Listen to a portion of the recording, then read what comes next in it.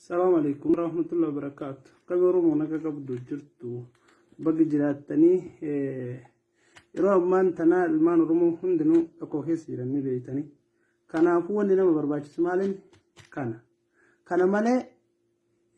نفتنيان لكيم بيتو أبيوت كاساي كان مالي لكيم بيكو مالي فون نما أولي هركا قبطو يو سرين نما نفتي وفر عليه وفر عاتش ديبس يو كانوا نمو منياتي سرين saree bicha miti xuuxulloon isiillee duubaan dhuftee nama nyaatti. Kanaafuu ulee san immoo yoo harka qabatan makkatoo akkamitti akka ofirraa makkatanii nama beekutu ofirraa dorge jechuudha. Kanaaf waan tokkoon isin garsiisuu barbaade namni beekanii hin beektan jedhellee hin shakkoo kan akkamitti akka itti fayyadaman jechuudha. Qawween kun ka duraaniiti waan kana fa'aa asirraa qabanii bartanii. Bakki kun kaakaaniitiin garagara kun as bira tuqaniitiin hin banama taan osoo yoo taan taate immoo hin banamu hedduun isaa garagara warri narra beeytan immoo ni beeytanii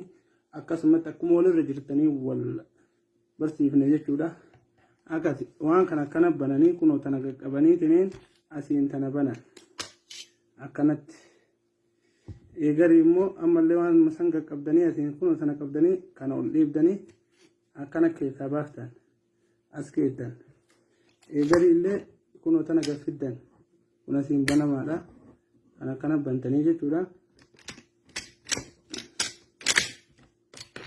Akkana baaftan keessaa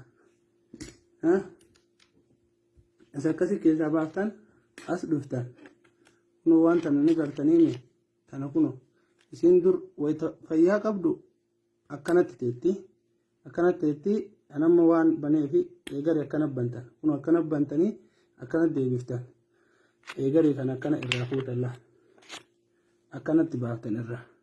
artanii akkanatti irraa baaftan eegari as bira dhuftan waan tana ol deebiftan tan akkanatti ol deebiftaniiti isii wayita ol deebiftanii jettan kanani irraan fadhee tana jalqaba irraa baasanii ture iyyuu sibiila kan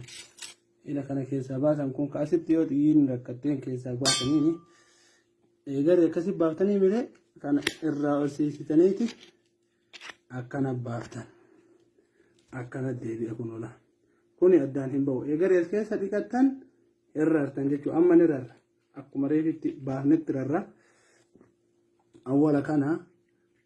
kana finnee kana akkanatti finnee tiniin as galchine eega dhiqannee geessine jechuudha. Eegari ni finne sibiila kana tareefi ol deebifne san itti gaddeebifneeti kana finne kunoo kana wagga finneeti hin jenne akkanatti itti galchina laala